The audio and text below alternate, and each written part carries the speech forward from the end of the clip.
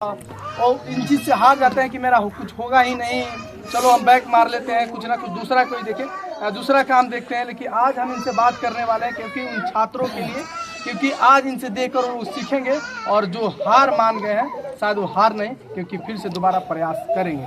स्वागत है आपका। स्वागत है, शुक्रिया, आपका स्वागत है मेरे गांव में। हम आपसे जानना चाहेंगे क्या कर सकते हैं, क्या है, क्या रणनीति है, क्या पढ़े।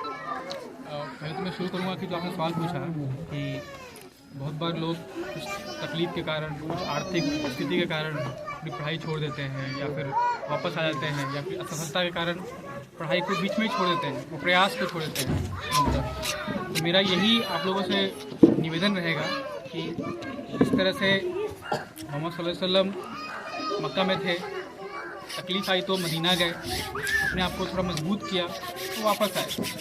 तकलीफ राम जी को भी थी जब वो वनवास गए, अपने आप को मजबूत किया मेंटली और फिजिकली, वापस आए, अपना राज संभाला। आज हम जानते हैं राम राज्य कितना अच्छा है। आज हम सब सारे गवर्नमेंट, सारी सरकारें कोशिश कर रही हैं राम राज्य को करने की। उसी तरह हर एक जो एस्पिरेंट है उसके लाइफ में कुछ कठिनाइयाँ आएंगी। जैसे माँ का तबीयत खराब हो जाएगा, पिता का तबीयत खराब हो जाएगा, कोई आर्थिक स्थिति आ जाएगी कि घर वापस आना पड़ेगा, कोई नौकरी करनी पड़ेगी। लेकिन ये ज़िंदगी का अंत नहीं होगा। आप वो आर्थिक स्थिति को पहले करें, वो ज़रूरी है।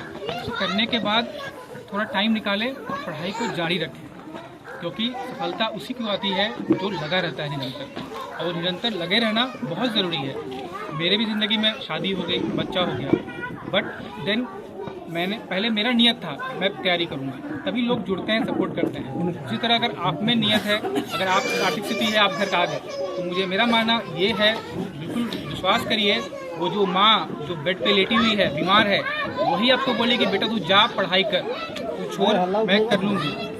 तो आप मेरा नियत ये रहना चाहिए कि आप लगे रहें, छोड़े नहीं। स्थितियाँ, कठिनाई जिंदगी का हिस्सा है। अगर सब लोग को कर लेना होता, सब लोग कर लेते, लेकिन वो कठिनाई को जो झेलता है वही आपके स्वरूप को बदल देगा। सफलता असफलता अलग चीज़ है, स्वरूप सोच बदलना वो बहुत ज़रूरी है, और वो कठिनाई झेलने के बाद ही आएगी। अपने आप घर में बैठे बैठे एसी में नहीं आएगी, ये बात आपको समझना पड़ेगा। आपका रणनीति कैसे पढ़ते थे, कैसे पढ़ते थे? जब मैं और लोगों से बात किया, देखिए बहुत लोग तैयारी में लगे हुए हैं, लेकिन कभी कभी क्या होता है, दिशाहीन तैयारी के कारण बहुत वर्ष गुजर जाते हैं। 5 साल, 4 साल, 6 साल लोग लगा देते हैं तैयारी में। तो आपका इंटेंट क्या रहना चाहिए। जैसे बहुत लोग बीपीएससी की बात करें तो बहुत लोग पीटी में लगे रहते हैं। मेरा आग्रह यही रहेगा कि बहुत टॉपर्स बोलते हैं पीटी में लगो, पीटी करो, ये करो। नहीं, पीटी नहीं है, मेंस है। मेंस के लिए आपको रेडी रहना है। पीटी 1 साल नहीं हुआ चलेगा, बट जिस साल पीटी हुआ उस साल आपका टॉप रैंक आना चाहिए। मेंस ही वो मछली की आँख है जिसको आपको भेजना है। मेंस ही आपका रैंक डिसाइड करेगा, मेंस ही आपका पोजीशन, आपका सिलेक्शन बनाएगा। मेंस ही मेरिट है। अब मेंस के लिए GS1 है, GS2 है और SA है। अभी जो बीपीएससी में चेंजेस आए, बदलाव आया है, उसमें पेपर का पैटर्न चेंज कर दिया है। तो पहली बात है कि अखबार, पुलिस पूछें और पूछें, तो पहली बात है अखबार को आपको निरंतर पढ़ना है। एक सोच बनानी है आपको। अखबार ये होता है, ये हो गया, वो हो गया, ये हो गया, ये आपका बैंकिंग और SSC लेवल हुआ। अगर आप बीपीएससी के लिए अगर आप कोशिश कर रहे हैं तो आपको अपनी एक सोच बनानी पड़ेगी कि हाँ, अगर यूनिफॉर्म सिविल कोड है, बिहार में कास्टिज्म जातिवाद है, क्यों है, क्या कर सकते हैं, और इसका आप अगर रहेंगे वहाँ पर आप क्या करेंगे। आप सेवा में, प्रशासनिक सेवा में आपसे सुझाव मांगा जाएगा, आपको चीज़ों को करना है। आपको बस ये नहीं है कि कौन प्रधानमंत्री थे, कौन राष्ट्रपति थे, वो क्यों थे, कैसे बने, और उनके बनने से क्या क्या बदलाव आए, क्या क्या कमियाँ रह गई जो कि आप पूरा करें। तो वो सोच से, वो इंटेंट और माइंडसेट से आपको तैयारी करने की बहुत ज़रूरी है। आंसर राइटिंग बहुत ही मस्ट है। आप आंसर लिखिए, जो भी प्रत्याशी जो भी कोशिश कर रहे हैं, आंसर राइटिंग करिए। ऐसे में अपना एक लोकल आपका जो व्यक्तित्व है वो झलकना चाहिए। कितना देर पढ़ते थे? देखिए, ये जो गलत धारणा है कि इतना देर पढ़ लीजिएगा तो ये आप बन जाइएगा, वो धारणा बिल्कुल गलत है।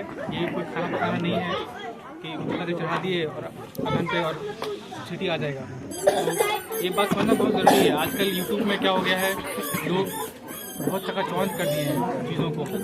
लोग सोचते हैं कि बहुत ही बस 8 घंटा पढ़ लेंगे, ये बुक पढ़ लेंगे हो जाएगा। नहीं, पहली बात है तो आपका माइंड सेट बदलिए, अप्रोच, क्योंकि एक टॉपर में और इसमें डिफरेंस आता है। मैं भी बहुत लोगों को देख रहा हूँ, जब मैं नहीं बना तो मैंने देखा था। तो ये धारणा ये है कि आप अपना माइंड सेट बदलिए कि आपको क्वालिटी स्टडी करना है, क्वांटिटी स्टडी नहीं करना है।